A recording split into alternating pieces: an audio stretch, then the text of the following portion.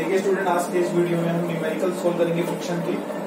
तो देखिए student, numerical solve करते हैं बिना देरी किए। देखिए स्टूडेंट, पहला क्वेश्चन कह रहा है a body of mass 25 kilogram is placed on A horizontal surface whose coefficient of friction is 0.25.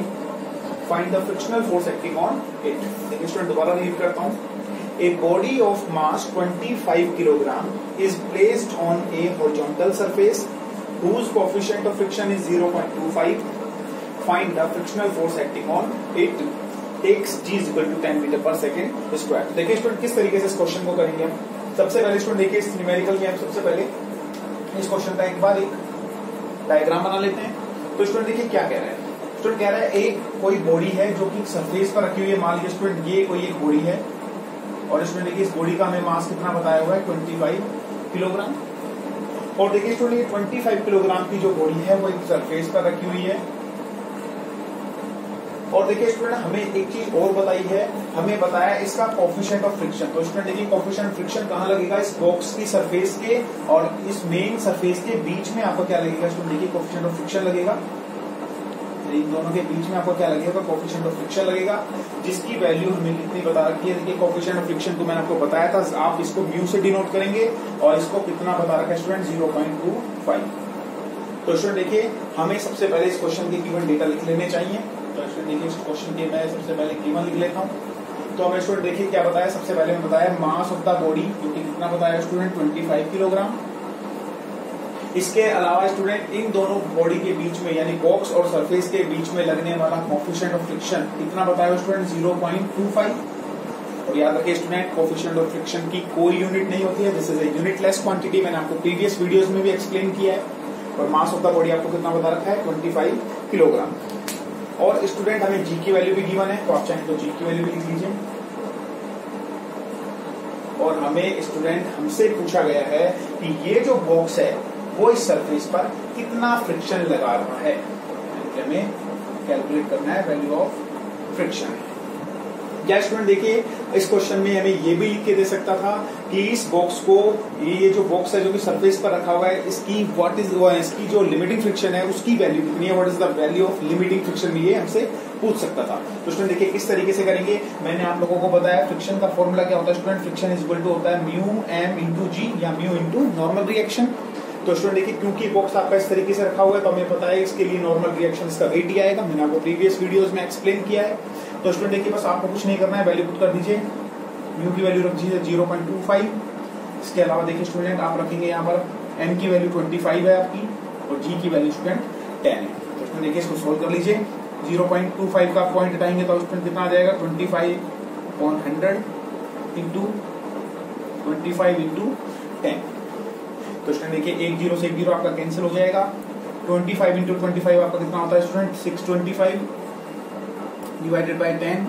तो स्टूडेंट आपके पास आंसर कितना आ जाएगा 62.5 न्यूटन। तो आपका कितना फ्रिक्शन हो जाएगा, यानी इस बॉडी का जो मैक्सिमम फ्रिक्शन है, जो लिमिटिंग फ्रिक्शन है, वो कितना है स्टूडेंट 62.5 न्यूटन। यानी कि ये बॉडी अपने आप को 62.5 न्यूटन तक अपने आप को रोक सकती है। तो इसमें देखिए एक इजी सा न्यूमेरिकल था जो मैंने आपको एक्सप्लेन किया, आप इसको नोट कर सकते हैं। चलिए नेक्स्ट न्यूमेरिकल पर चलते हैं स्टूडेंट। सेकंड न्यूमेरिकल पर चल रहा है, उसको रफ कर रहा हूं मैं। सेकंड न्यूमेरिकल को देखते हैं।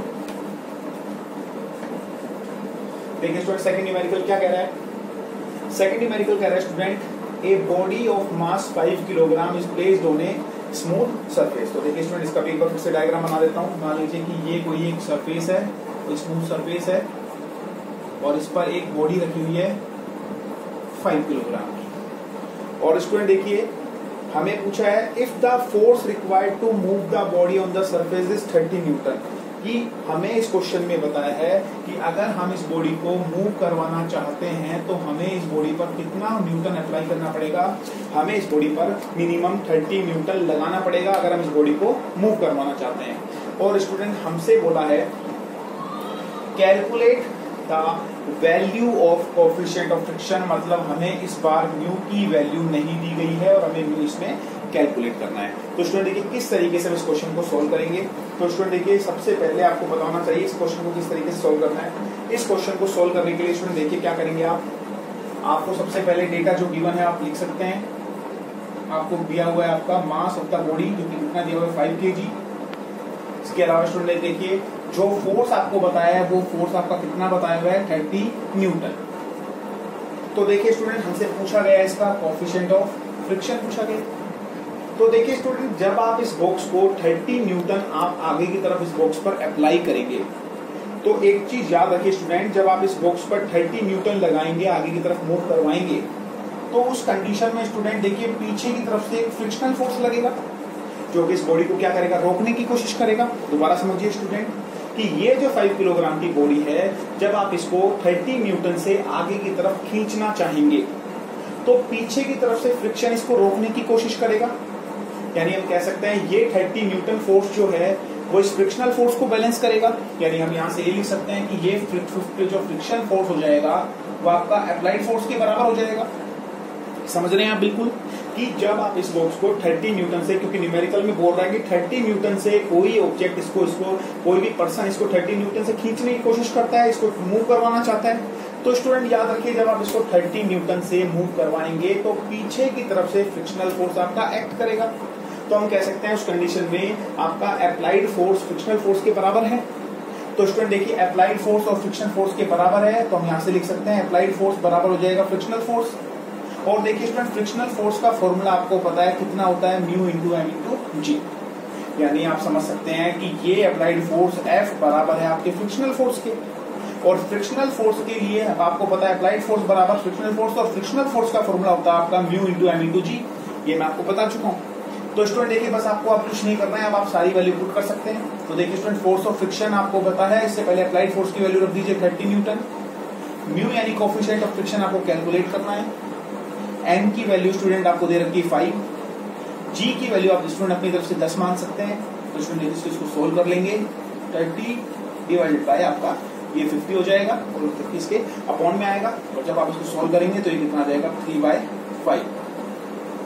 और स्टूडेंट देखिए जब आप इसको सोल्व करेंगे तो ये वैल्यू ऑलमोस्ट आएगी आपकी 0.6 की। यानी कोएफिशिएंट ऑफ फ्रिक्शन जो होगा वो कितना हो जाएगा स्टूडेंट 0.6 आपका वैल्यू आएगी। तो कोएफिशिएंट फ्रिक्शन दोनों सरफेस के बीच में जो वैल्यू लग रही होगी वो कितनी हो जाएगी आपकी 0.6। तो आपकी म्यू की वैल्यू हो जाएगी 0.6। तो स्टूडेंट इस तरीके से इस न्यूमेरिकल को आप कर सकते हैं। पर मैं फिर से आपको एक्सप्लेन कर देता हूँ। स्टूडेंट देखिए सेकंड न्यूमेरिकल में क्या पूछा गया था, सेकंड न्यूमेरिकल में आपको एक बॉडी दी गई थी जिसका मास 5 किलोग्राम था, और इस बॉडी को अगर आप मूव करवाना चाहते हैं तो आपको 30 न्यूटन अप्लाई करना पड़ेगा। ये आपको क्वेश्चन में गिवन था। तो देखिए स्टूडेंट आपने क्या किया इस कंडीशन में, क्योंकि कोएफिशिएंट ऑफ फ्रिक्शन आपको कैलकुलेट करना है, तो आपने अप्लाइड फोर्स के बराबर, देखिए आपने अप्लाइड फोर्स जो था उसको फ्रिक्शनल फोर्स के बराबर कर दिया। और अप्लाइड फोर्स की वैल्यू आपको गिवन थी 30 न्यूटन, और फ्रिक्शन का वैल्यू है जो फ्रिक्शन फोर्स होता है उसका जो फॉर्मूला होता है कितना होता है स्टूडेंट आपका म्यू इंटू एम इंटू जी। यानी आपने इन दोनों को बराबर कर दिया। अप्लाइड फोर्स की वैल्यू रखी 30 इज इक्वल टू म्यू आपने एज इट इज रखा क्योंकि हमें कैलकुलेट करना था, मास की वैल्यू रखी और ग्रेविटेशनल एक्सेलरेशन की वैल्यू रखी। और स्टूडेंट देखिए म्यू को जब आपने कैलकुलेट किया तो कितना है 30/50। तो जब आप इसको ओवरऑल सोल्व करेंगे तो कितना आ जाएगा आपका 0.6, क्योंकि म्यू की कोई ऐसा यूनिट नहीं होती है, तो ये विदाउट ऐसा यूनिट की आपका 0.6 हो जाएगा। तो स्टूडेंट देखिए इस तरीके से आप इस न्यूमेरिकल को सोल्व कर सकते हैं। Thank you so much.